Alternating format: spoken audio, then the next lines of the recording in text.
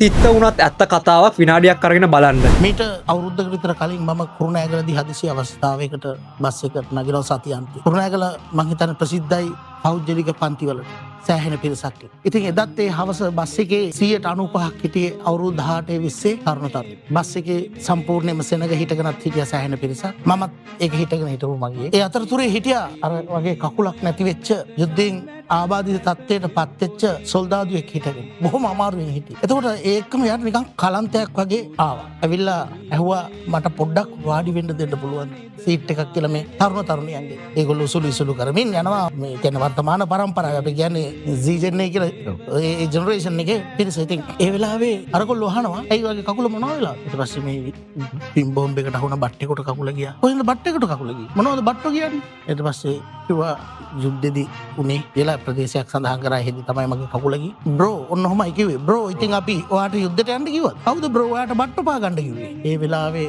ඒ ඇතිවෙච්ච සංවේදීතාවය මට හිතුණා අපි යුද්ධ කරලා ආරක්ෂා කරගත්ත ආරක්ෂා කරේ මෙන්න මේ වගේ අමන පරපුරකට රට බාර දෙන්නද කියලා. මොකද අද වෙනකොට ඒ හිත් විනාශ කරලා ආරක්ෂක හමුදාවන් සමග තිබිච්ච සමීප සම්බන්ධතාවයේ සමීපත්වය නැති කරලා ඈත් කරලා මම දන්නේ කාගේ උමනාවට මේවා ක්‍රියාත්මක කරනවද කියලා. ඔය කුරුණෑගලටම තමයි සීල් වෙච්ච මිනි පෙට්ටි සැරේ වැඩිපුර ප්‍රමාණයක් ආවේ. ඉතින් ඒ නිසා මට හරි සංවේදී වුණා. ඇත්තටම දැසට කඳුලක් නැගුණ අවස්ථාවක් වුණා ඒක. මෙච්චර දිවිහිමියෙන් ආරක්ෂා කරගත්ත රට ඒ පරම්පරාවට දෙන්න තමයි ආරක්ෂා කරේ. එතකොට ඒ පරම්පරාව එදා ඒ සොල්දාදුවට සලකපු විදිහ කිසි කෙනෙක් සීට් එකක් දුන්නේ හැමෝම hina වෙලා නිකන් හිටියේ. ඒ වෙනුවෙන් කතා කරන්න ගියපු මාත් එක්ක පැටලෙන්න ආපු එක තමයි කරේ. ඒ ඔයාට මොකද්ද තියෙන ප්‍රශ්නේ? බ්‍රෝ මේක අපේ ප්‍රශ්නයක්. ඉතින් එහෙම රටක අපි අද ජීවත් වෙන්නේ. හැබැයි මේ තත්ත්වය තවදුරටත් වර්ධනය වුණොත් දවසක මේ වර්තමාන පරම්පරාව රට ජාතිය ආගම පිළිබඳ තියෙන ඇල්ම නැති වුණොත් තමුන්ගේ අම්මා තාත්තා අඳුරන්නේ නැති වැඩිහිටියන්ට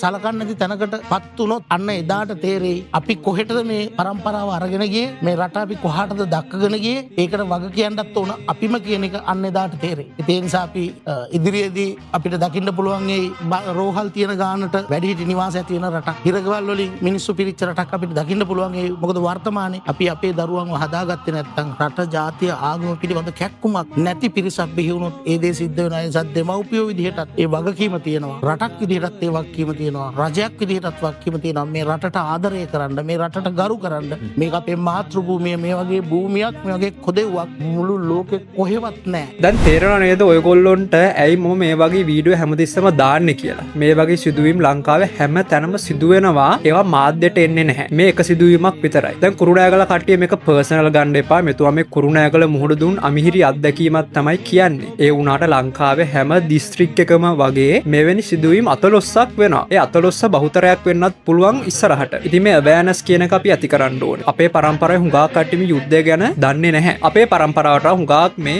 2000න් පස්සේ ඉපදිච්ච අය මේ යුද්ධය ගැන දන්නේ නැහැ. අපේ පරම්පරාවේ යම් කිසි මතකයක් තියෙනවා. මට වුණත් මතකයක් තියෙන ඒක පොඩි මතකයක්. ඒ වුණාට ඒක සදාකල් මතකයේ තියෙනවා. ඉතින් ඒ මතකය පාදක කරගෙන තමයි මම මේ වීඩියෝ කරන්නේ. යුද්ධ ගැන කතා කරන්නේ. රණවිරුව කියන වචනේ කියන්නේ. රණවිරුවන්ට හිසනම ආචාර කරන්නේ. ඒ වුණාට හුඟක් මේ 2000න් පස්සේ ඉපදිච්ච අති බහුතරයක් මේ යුද්ධයක් තිබ්බද? යුද්ධෙ මොකද වුනේ? මේ 1000ට සමරන්න ඕනේද? යුද්ධෙ මේවැය කට්ටිය හිටියද? බට්ටෝ කියන්නේ කවුද? බට්ටෝ කතන්දරේට මම වීඩියෝ එකකුත් කරා. බට්ටා කියන්නේ කන කෑමක් නෙමෙයි කියලා. ඉතින් ඇත්තට වෙච්ච සිදුවීමක් තමයි මෙතුමා ඔය කියන්නේ. කොච්චර එතුමාගේ හිතට සාංකාවක් ආවද කියලා තරුණ තරුණියන් වෙනුවෙන් නූතන පරම්පරාව වෙනුවෙන් මේ රට ආරක්ෂා කරගත්තේ රණවිරුවෙක් මුහුණ දුන්නු අමිහිරි අත්දැකීමක් සිහියට ගෙන. සමහරව අපිට කමෙන්ට්ස් වල බැලලා තියෙනවා අයි මේ යුද්ධ ගැන හැමතිස්සෙම කතා කරන්නේ. දැන් ඒ කාලේ ඉවරයිනේ. ඔයගොල්ලෝ යුද්ධ විකුණගෙන කන්න යනවා. ඔයාලට වෙන වැඩක් නැද්ද මේ යුද්ධ ගැන කතා කරන්නේ? කතා කරනවා නෙමෙයි මතක් කරලා දෙනවා. අතීතාවර්ජනයක්. හේතුව අපිට අතීතය අමතක කරලා අනාගතයක් ගැන සිහින මාලිගා හදන්න බෑ. අතීතයෙන් අපි පාඩම් ඉගෙන ගන්න ඕනේ. අතීතේ ඇලිලා ඉන්න එක නෙමෙයි. වෙන රටවල රණවිරුව කොච්චර සමරනවද? අපේ ලංකාවේ විතරයි මේ ඉතාමත්ම සුළුතර කොටසක්. හැමෝම නෙමෙයි සුළුතරයක් කිව්වත් හරි. අපි සුළුතරයෙන් බහුතරයක් මේ මෑතකදී ඉපදිච්ච අය. ඉතින් මේ සුළුතර කොටස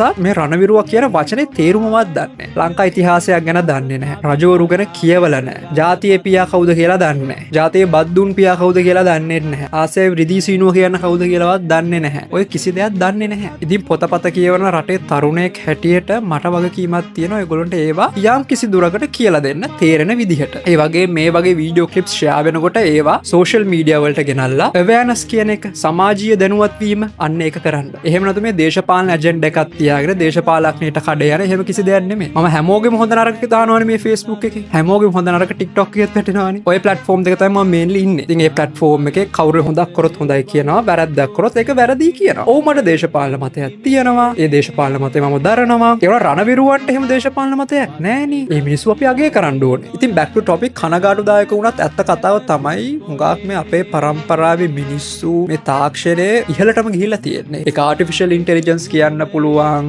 ඒ artificial intelligence වල තියෙන Google Gemini, ChatGPT, Nano Banana Pro කියලා දැන් අලුතෙන් එකක් ඇවිල්ලා තියෙනවා. VO3 කියන්න පුළුවන්. ඉක්මනට text messages සවන්න පුළුවන්. life hacks දන්නවා. life hack කියන්නේ ඕන දෙයක් හරි කෙටියෙන් කරන්න පුළුවන්. අර දීර්ඝ කාලයක් build කරගත්ත දෙයක් නෙමෙයි. ඒ ඔක්කොම දන්නවා. ඒනවනේ සමාජීය සාරධර්ම කියලා දෙයක් දන්නවද?